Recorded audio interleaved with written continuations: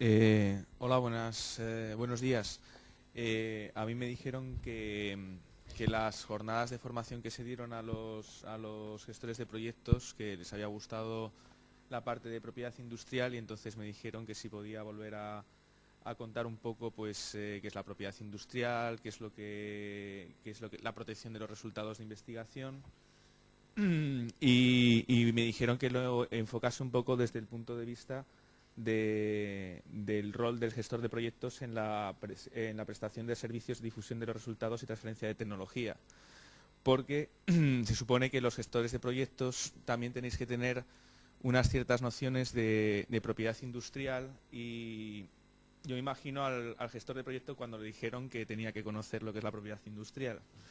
Eh, como tenéis pocas cosas, pues me imagino que una más pues os sentaría un poquito de presión, pero básicamente esto no es una cosa nueva, es decir, Elena me pasó esta frase que viene en- para las convocatorias de proyectos europeos en donde ya se estipula que el propietario o propietario de un determinado resultado de un proyecto que sea susceptible de aplicación comercial o industrial, y esto es importante, tiene que protegerse por los medios adecuados, y esto es también importante. ¿Por qué? Porque no todos los resultados de los proyectos se tienen que proteger, ni, ni todos los resultados de los proyectos se pueden proteger de la misma manera. Entonces es importante que los gestores de proyectos que conocéis mejor la investigación de vuestros grupos, de los grupos que estáis llevando, tengáis una pequeña noción de qué se puede proteger, qué no se puede proteger, cómo habría que hacerlo, aunque sabéis que siempre podéis contar con los técnicos de transferencia que están en cada una de las entidades gestoras trabajando con vosotros y también en contacto con los investigadores, pero siempre vosotros que conocéis mejor vuestros grupos tenéis que conocer un poquito qué es lo que se puede proteger o no para, si en algún momento creéis que hay algo que puede ser interesante y que por alguna razón no lo hemos detectado, pues podáis comunicárselo a los técnicos de transferencia. Entonces, como decía antes, no todo se protege igual. Es decir, la protección del conocimiento existen distintas figuras y existen distintas formas de hacerla. Desde las famosas patentes o modelos de utilidad, diseños industriales, marcas, que son lo que forman parte de lo que se denomina propiedad industrial, hasta los derechos de autor, que es lo que se conoce como propiedad intelectual y que seguro que leéis mucho en los periódicos por la SGAE y todo esto. ¿Qué diferencia hay entre cada una de estas cosas? La propiedad intelectual en general se refiere a creaciones del espíritu, a obras literarias, a artísticas, novelas, poemas, etcétera, etcétera. Y la propiedad industrial se refiere a creaciones que se pueden aplicar, como su nombre indica, en la industria. Y en concreto, las patentes se refieren a una forma de proteger las invenciones. Yo aquí estoy contando un rollo, pero a lo mejor os estoy aburriendo mucho. Yo no sé si todos tenéis, yo sé que hay gente aquí que ha estado en los cursos de formación, por ahí estaba Manuel, en los cursos de formación de los gestores de proyectos. No sé si todos sabéis qué es una invención, qué es una patente. Eh, Elena se ríe porque Elena sí lo sabe. Elena, ¿me puedes decir cómo que no? No, hombre, cuéntanos qué es una invención.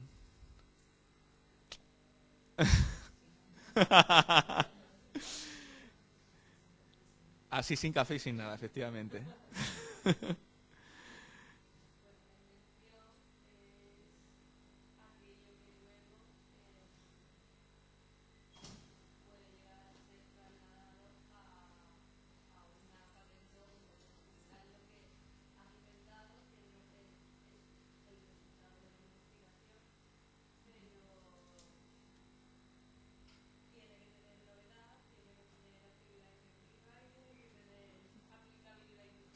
Bueno, esos son los requisitos para que la invención la podamos patentar.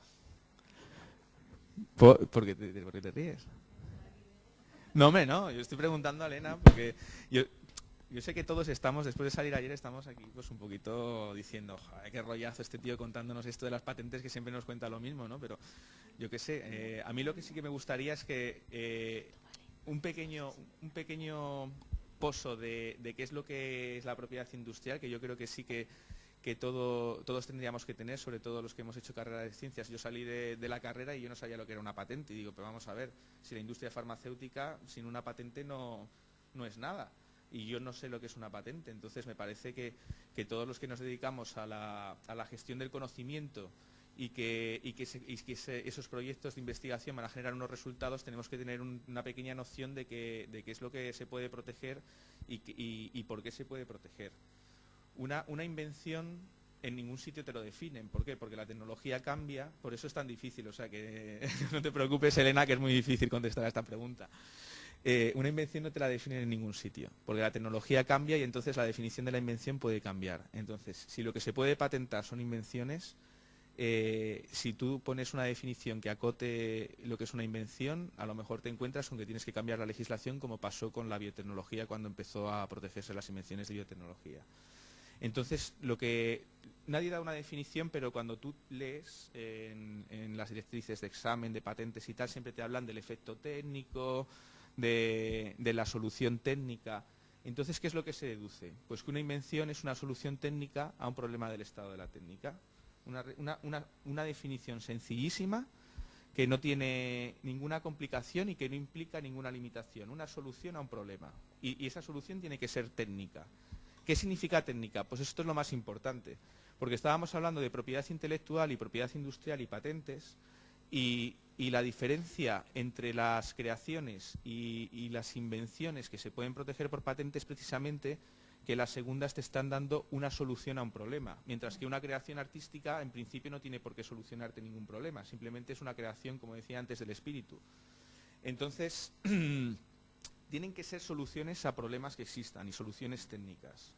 Una patente, digamos que lo que es un derecho de exclusiva que concede el Estado y por tanto es territorial, es decir, cada Estado concede ese derecho y se lo concede al inventor, al que ha desarrollado la invención, ¿no? Esa solución técnica al problema del estado de la técnica, para impedir a un tercero que explote o que haga uso de esa solución técnica. Y tened en cuenta que lo que impide es que haga uso de esa solución técnica, no le da derecho a comercializar. Es decir, yo puedo tener una patente, pero no necesariamente puedo comercializar el producto. Y eso a lo mejor es una cosa que también cuesta un poco entender. Por ejemplo, imaginaros, si yo siempre pongo este ejemplo, una silla, alguien inventa, nadie conocía la silla y alguien inventa la silla. Y llega otra persona, por ejemplo Virginia, inventa los brazos para la silla. El primero que ha inventado la silla puede proteger la silla. Y Virginia también podría proteger una silla con brazos. Sin embargo, si quisiese poner en el mercado la silla con brazos, tenía que pedirle permiso a la otra persona que ha inventado la silla para hacerlo. Tendría su patente, pero no podría comercializar el producto. Y eso es una cosa que también hay que tener en cuenta, porque siempre se habla, yo tengo una patente, con lo cual yo puedo ir al mercado y empezar a vender el producto que tengo patentado. No, porque tengo que ver si eso que tengo yo patentado, esa tecnología, esa solución que yo he dado al problema que hablaba antes, los medios que yo he utilizado a su vez estaban protegidos previamente por alguien. ¿Qué diferencia? Bueno, lo que decía, una patente entonces es un derecho de exclusiva. Hay gente que habla de un monopolio, aunque los más puristas dicen que no se puede utilizar la palabra monopolio, temporal y territorial, que el Estado concede al inventor por divulgar su invención. El sistema se basa en que yo, inventor, encuentro una solución técnica a un problema, lo divulgo a la sociedad, porque yo me lo podía quedar como secreto industrial y explotarlo únicamente en mi propio beneficio. Pero en lugar de eso yo lo divulgo a la sociedad y a cambio el Estado me concede un monopolio temporal, que son 20 años. ¿Qué diferencia entre una patente y un modelo de utilidad? Simplemente la duración de... Bueno, hay otra, pero principalmente la duración del derecho, que en el caso de la patente son 20 años y en el caso del modelo de utilidad son 10 en España, porque modelos de utilidad existen en casi todos los países. Es una figura que ha sido muy denostada en los últimos años, pero que, por ejemplo, en lo que se genera en los hospitales es muy útil, porque para los productos sanitarios y los medical device, que es una tecnología que se renueva muy rápidamente, no es necesario a lo mejor tener una protección de 20 años y tampoco necesitas tener una patente extendida en 50 países que cuesta un montón de dinero, sino que una empresa pequeñita de productos sanitarios que solamente va a comercializar en España, pues le puede venir fenomenal tener un derecho en exclusiva como un modelo de utilidad durante 10 años que le vaya a permitir y que le dé una ventaja en el mercado. ¿Tenías una pregunta? No. ¿Alguna pregunta? Otra cosa que os quería decir es que me paréis y que me preguntéis en cuanto queráis, ¿eh? Que si no, pregunto yo. Sí.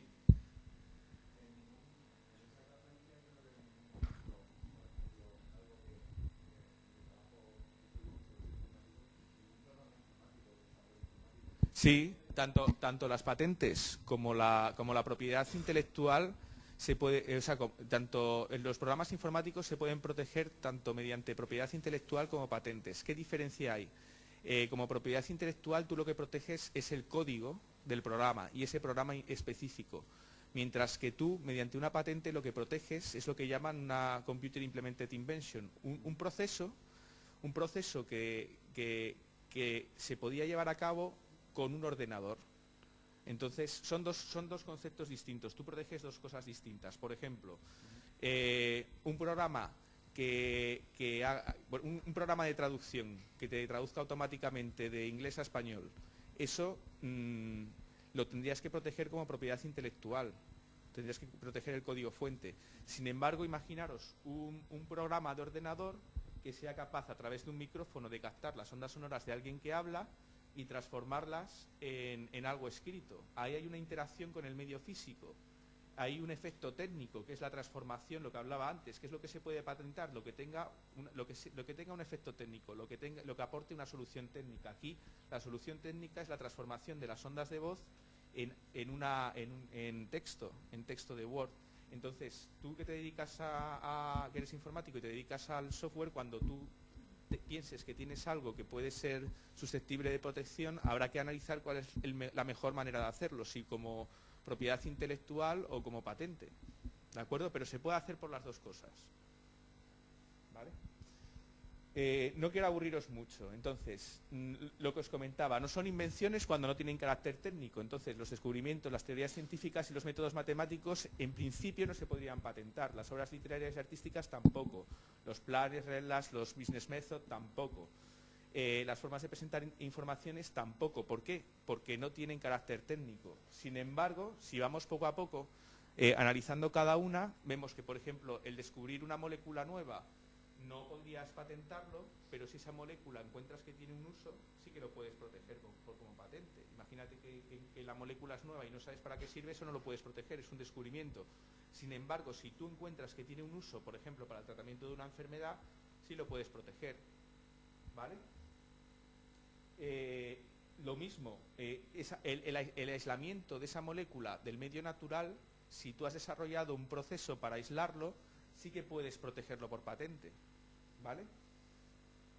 Las teorías científicas, como hablaba antes, si no tienen carácter técnico porque no me solucionan ningún problema, como tales, no se pueden proteger por patente.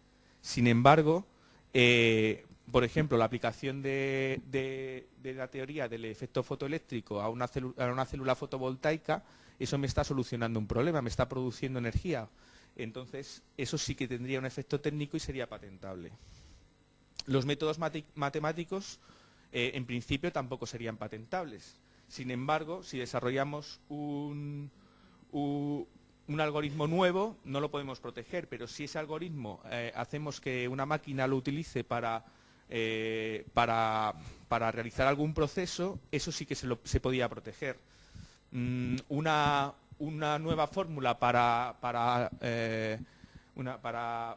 ajustar una recta, pues a lo mejor no podemos protegerla por patente. Sin embargo, un método de calibración de un aparato que utilice esa fórmula sí que lo podemos proteger, ¿vale?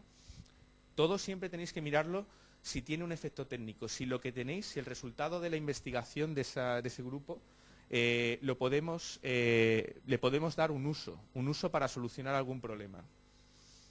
Las creaciones estéticas, lo mismo. Este ejemplo me gusta mucho. Tú tienes el dibujo, unas grecas en un papel y eso lo proteges como un dibujo, como propiedad intelectual. Sin embargo, si esas grecas en el papel las implementas en un neumático y esto hace que cuando el coche va por el asfalto y llueve, el agua se desplace mejor por esas grecas y se adhiera mejor el neumático, eso ya me está dando una solución técnica, con lo cual es patentable. ¿Vale? Los juegos y métodos de negocio en Estados Unidos sí es patentable. Os decía antes que las patentes son derechos temporales y territoriales, lo que quiere decir que en cada estado existen unas, digamos, directrices que nos dictan qué es lo que se puede proteger y qué no se puede proteger. En Europa, las patentes de software que hablábamos antes, hasta hace poco no se podían proteger. Y eran protegibles, por ejemplo, en Estados Unidos o en Japón mucho más fácilmente. Sin embargo, ahora cada vez y de una determinada manera se pueden proteger en Europa también. Los métodos de negocio en Europa no se pueden proteger, pero en Estados Unidos sí. Sin embargo, por ejemplo, si tú, un método de negocio que consiste en tener varios terminales, esos terminales, el conjunto de esos terminales agrupados con otra serie de elementos, lo podríamos implementar en un procedimiento que sería protegible. ¿Por qué? Porque ya hay una relación con el medio físico, lo que os comentaba antes. Tienes una relación con el medio físico, hay una interacción y eso ya lo puedes proteger por patente. Hay un efecto técnico. La forma de presentar información, en principio, tú no la puedes proteger. Tú no puedes proteger, pues, esta misma presentación, el formato de la parte inicial, etcétera, etcétera, los logotipos, eso no lo puedes proteger por patente. Sin embargo, la forma de presentar información en un disco, como dice aquí, un disco de música que presenta una distribución concreta de los unos y ceros diferente a la que ya se conoce, y eso haga que suene mejor, por ejemplo, o que tenga más calidad lo que se recoge en ese disco, eso se podría proteger. Y sería también la presentación de una información.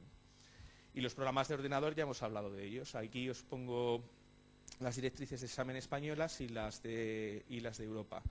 Básicamente lo que os comentaba. Si existe una interacción con el medio, se puede proteger por patente. Si hay un efecto técnico, se puede proteger por patente. Si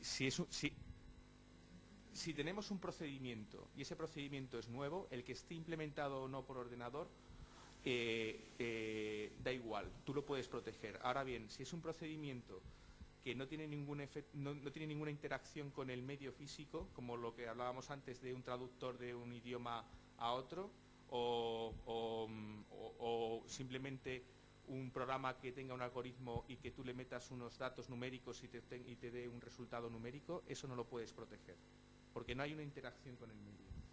¿Vale? Los requisitos de una patente los ha dicho Elena. Que es la novedad, la actividad inventiva, la aplicación industrial y la suficiencia de descripción. Esto es muy importante, porque siempre se habla de los tres primeros y nunca se habla de la suficiencia de descripción. Cuando se solicita una patente tienes que ser muy cuidadoso y dejar la solución técnica que aporta el inventor bien descrita. ¿Por qué? Porque si no, no te conceden el monopolio. Esto es un intercambio. La sociedad te da un derecho a cambio de que tú divulgues perfectamente la solución que has encontrado. Si tú no lo divulgas perfectamente porque quieres quedarte con el know-how o lo que sea, entonces no te van a conceder la patente. La novedad es muy sencilla de analizar. Es nuevo todo lo que no se ha divulgado previamente antes de que solicites el derecho, antes de que solicites la patente. Eso es muy sencillo, es decir, si por cualquier medio, una divulgación oral, que eso pasa muchísimo con los investigadores, que no, esto no lo he publicado. Ah, vale, pues entonces perfecto. No, pero es que yo lo presentamos en un congreso hace 6 meses. Pues esa presentación en un congreso ya supone una divulgación y rompería la novedad de la patente. Y la actividad inventiva es una cosa que es mucho más difícil de definir y de entender, es más subjetiva. ¿Qué es lo que se entiende como actividad inventiva? Se entiende aquello que el experto en la materia no sería capaz de llegar fácilmente por rutina.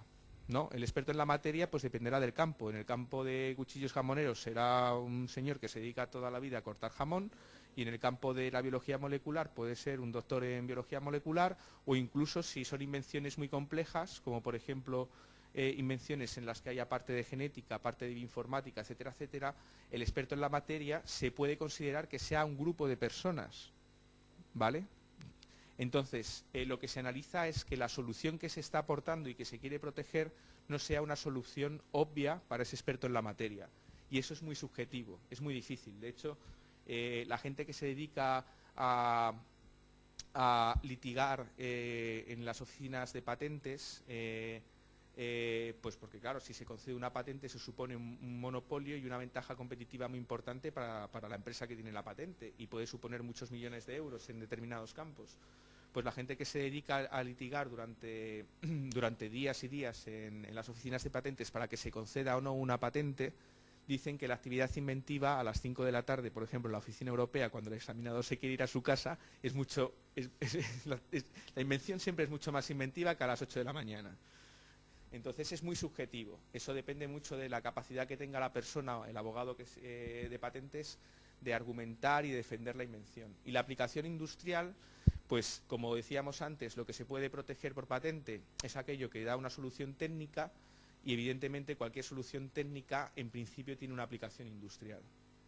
Pero acordaros que la suficiencia de descripción siempre también es un requisito. Es decir, el investigador que os llegue a lo mejor, pues tengo una idea y yo creo que el receptor X, si un modulador, un activador del receptor X me sirve para curar la enfermedad, para curar la diabetes. Sí, pero ¿cómo? Pero bueno, ¿cómo? No hace falta, pero tenemos pruebas. Es decir, no, en ningún lado de la ley, de ninguna legislación te dice que tengas que tener ejemplos, pero en la práctica, para que la suficiencia de descripción sea real, y sobre todo en el campo de la biomedicina, tú tienes que aportar ejemplos que al experto en la materia le convenzan de que esa solución técnica que se está aportando es real.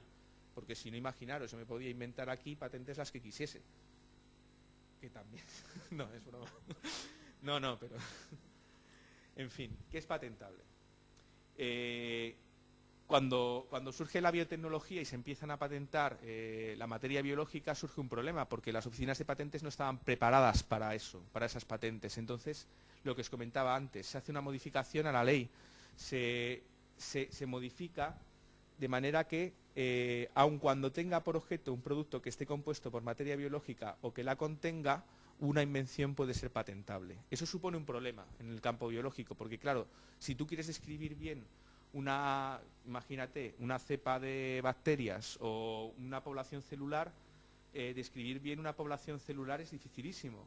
Entonces surgen lo que llaman las autoridades internacionales de depósito, que son bancos donde tú depositas esa materia biológica bajo el Tratado de Budapest, y que tú haces referencia a ese depósito en la patente.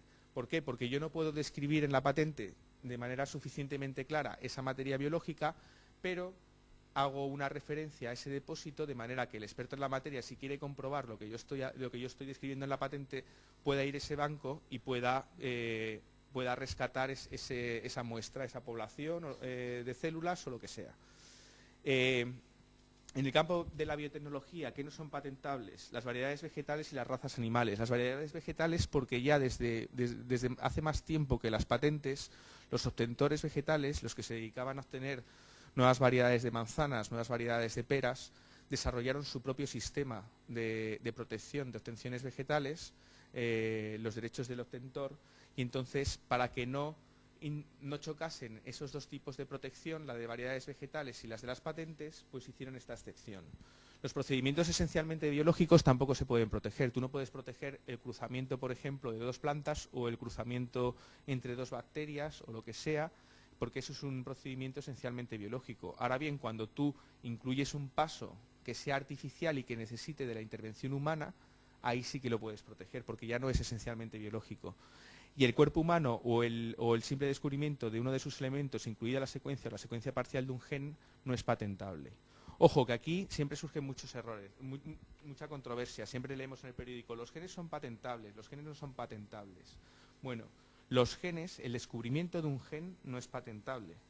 ¿Por qué? Porque es un mero descubrimiento. Como decíamos antes, el descubrir algo no puede ser patentable. Sin embargo, si yo a ese gen que he descubierto le doy un uso, imaginemos que ese gen produce una proteína, la insulina, pues eso sí que lo podemos patentar, ¿de acuerdo?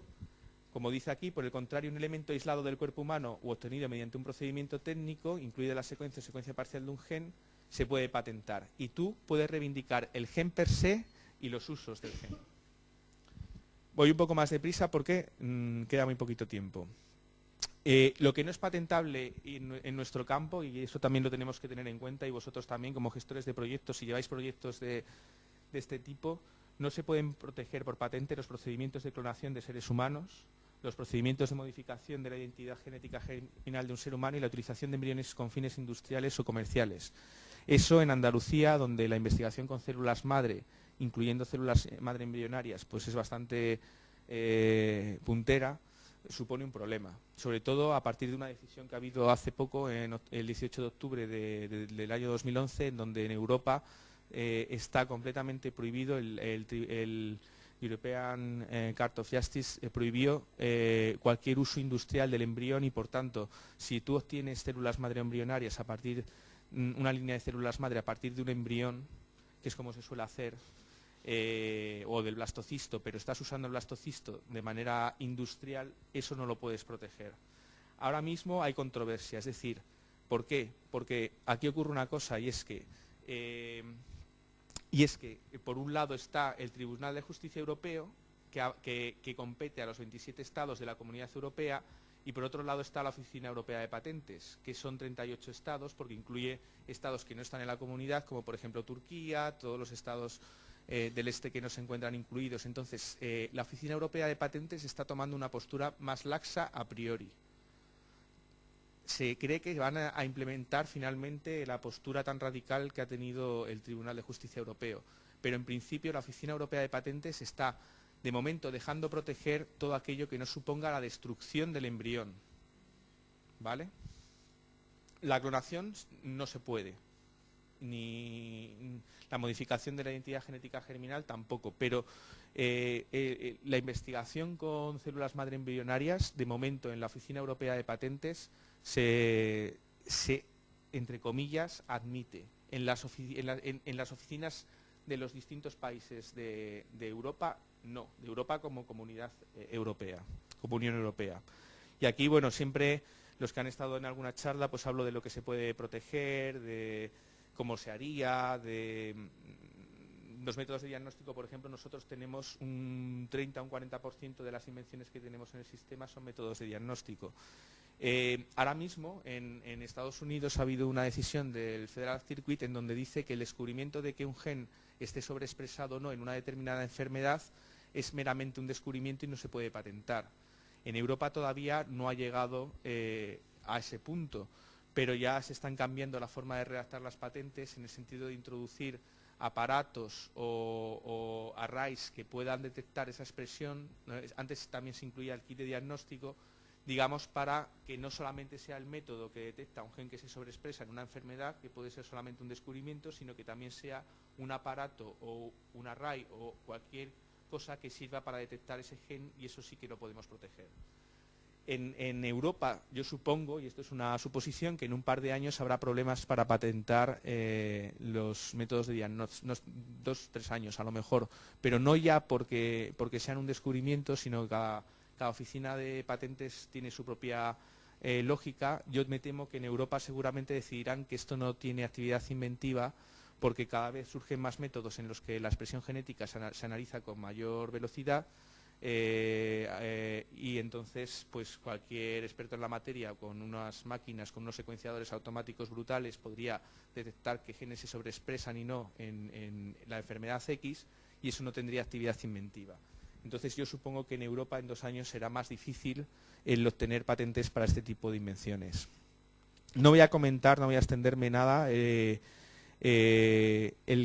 Los que quieran aprender un poco más, ya sabéis, no sé si sabéis, que tenemos en la oficina de transferencia, hay un curso anual muy sencillito, pero que en fin, que os puede ayudar un poco a tener unas nociones básicas de lo que son las patentes y de lo que es la propiedad industrial, y que para los profesionales del sistema es completamente gratuito. Os podéis apuntar este año. Comentaros que nosotros también dentro del sistema tenemos muchísimas patentes de productos sanitarios y medical device. Igual que os decía antes, un 30 o un 40% de métodos de diagnóstico, pues un 30 o 40% también de las invenciones que tenemos son productos sanitarios. Y por último, no quiero aburriros. No quiero aburriros porque ya os veo las caras de decir, por Dios, que termine este hombre, que ya son las 11. Así que nada, que sepáis eso, que tenéis a los técnicos de transferencia de cada una de las fundaciones para lo que queráis, y a nosotros para lo que queráis, ¿de acuerdo? Respecto a cualquier cosa que algún investigador diga, pues yo creo que esto se podría patentar, y que estéis atentos también al resultado de vuestra investigación. Muchas gracias.